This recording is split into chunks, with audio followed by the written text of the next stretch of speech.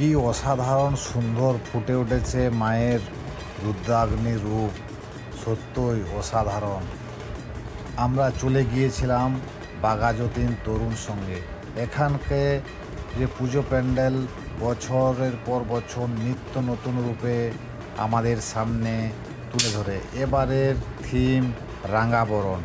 দেখুন, মাটির হাঁড়ি রয়েছে প্যান্ডেলের সামনেই।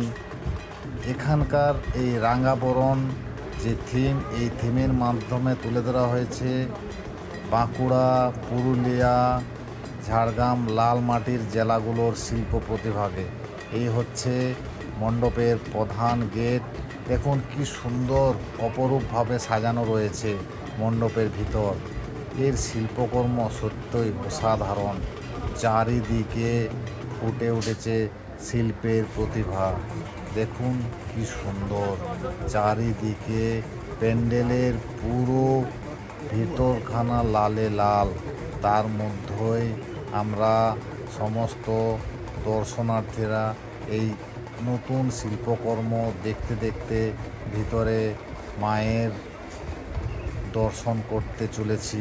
দেখুন কি অপরূপ সুন্দর এই ভিতরের প্যান্ডেলের দৃশ্যটা, সত্যই অসাধারণ। এই দেখুন,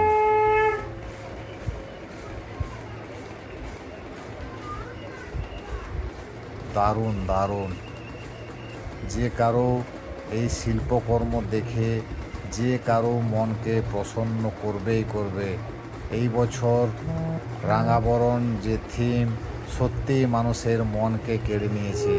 এই বাঘাযতীন তরুণ সংঘ প্রায় প্রতি বছরেই নিত্য নতুন থিম নিয়ে আমাদের উপহার দিয়ে থাকে। এই বছরের থিম রাঙাবরণ। দেখুন সেই প্যান্ডেলের অসাধারণ সেই সুন্দর দৃশ্য।